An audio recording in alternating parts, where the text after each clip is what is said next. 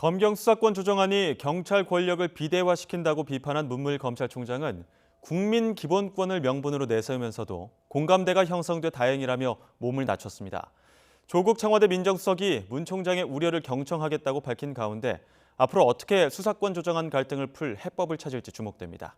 조성호 기자의 보도입니다. 검경 수사권 조정을 포함한 검찰 개혁은 문재인 대통령의 10대 대선 공약 가운데 하나입니다.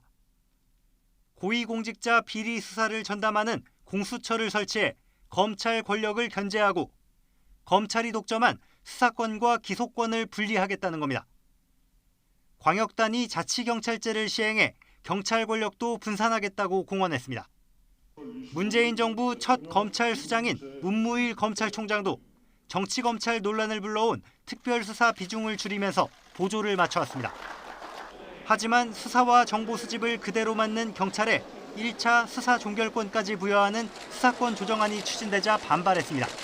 어떤 경우에도 국민의 기본권 보호에 빈틈이 생기는 경우가 없어야 한다고 생각하고, 수사권 조정안을 보면 범죄 혐의가 있으면 경찰이 검찰에 사건을 넘겨야 하지만 혐의가 없다고 판단되면 자체적으로 수사를 끝낼 수 있습니다. 경찰이 사건을 넘기지 않는 과정이 부당해 보인다면 검찰이 기록을 60일 동안 검토하면서 경찰 처분을 살펴볼 수 있습니다. 그런데도 경찰이 이미 끝낸 사건을 견제하는 것은 현실적으로 쉽지 않고 수사 과정에서 절차가 적법한지 견제하는 장치도 부족하다는 게 검찰 지적입니다.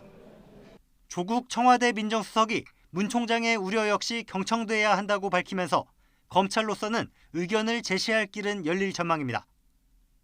문 총장도 정부와 국회에 적극적으로 의견을 개진하면서 국민을 상대로 검찰이 직접 수사하지 않더라도 경찰 수사를 지휘하고 통제해야 하는 이유를 알리는 데 주력할 것으로 보입니다.